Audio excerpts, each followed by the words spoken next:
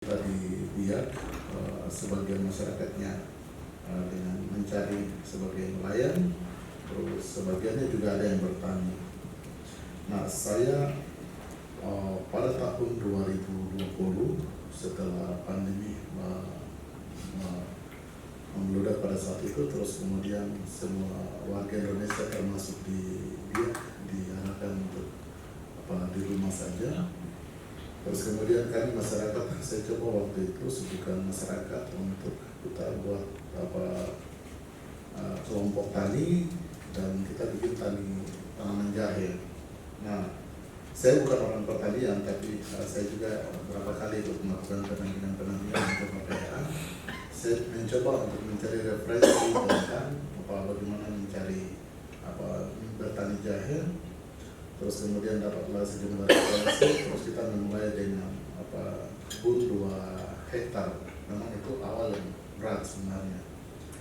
Nah, saya buat kelompok, terus saya mulai antar masyarakat dengan teman-teman kita yang kalau di Biak ada istilah yang pendatang dengan yang asli, kita sebut amber dengan komin. Nah, kata amber itu sesungguhnya penyebutan terhadap mereka yang dipandang status sosialnya jauh lebih, sedangkan komin itu penyebutan terhadap pribumi. Jadi makna kata amber juga artinya ada salah tafsir.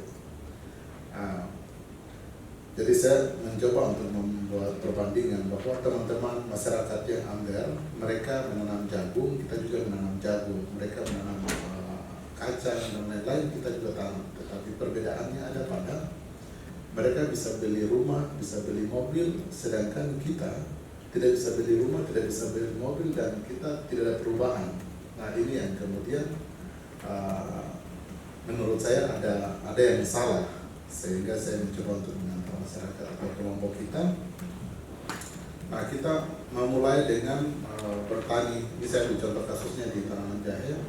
Pada saat itu karena jahe menjadi kebutuhan farmasi, terus kemudian sempatlah dari pemerintah daerah kita, dia ngumpul, mereka bawa hasil tanaman jahe kita untuk diuji, dilihat ternyata jahe dari Biak merupakan jahe yang terbaik, karena struktur tanah di Biak beda dengan daerah-daerah lain. Kalau Biak itu terkenal dengan karang panas, dan kalau kita lihat punya struktur tanah itu, kita gali ke dalam tanah, dan konturnya beda-beda, tapi itu sekitar 2 meter itu sudah langsung kita dapat karang tok.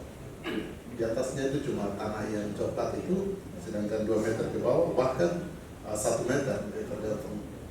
Nah, dari penelitian itu mengatakan bahwa karena kontur atau struktur tanah itu mengakibatkan jahe di Biak, jahe yang termasuk kualitas tinggi, dia kering dan pedas. Nah, kita memulai dengan setelah kita bertani, terus kemudian berharap ada kolaborasi, ada semacam kerjasama. Jadi masyarakat punya potensi ada, saya sebagai pendamping mengarahkan mereka, tetapi selebihnya misalkan pupuk, terus alat-alat penunjang lainnya itu mesti difasilitasi oleh pemerintah. Nah, proses ini jalan, tapi kemudian saya juga maklumi bahwa ini kita sedang berusaha mengarahkan masyarakat untuk berubah dari model bertani yang tradisional dari gaya yang tradisional ke gaya yang hari ini yang modern lah, minimal dengan pola bertani kita itu memang tidak semudah membalikan telapak tangan, karena kita sedang merubah perilaku. Tetapi mestinya ini menjadi catatan bersama, menjadi perhatian bersama, bukan saja kita kelompok pemerhati, tetapi juga harus menjadi perhatian serius dari pihak pemerintah daerah.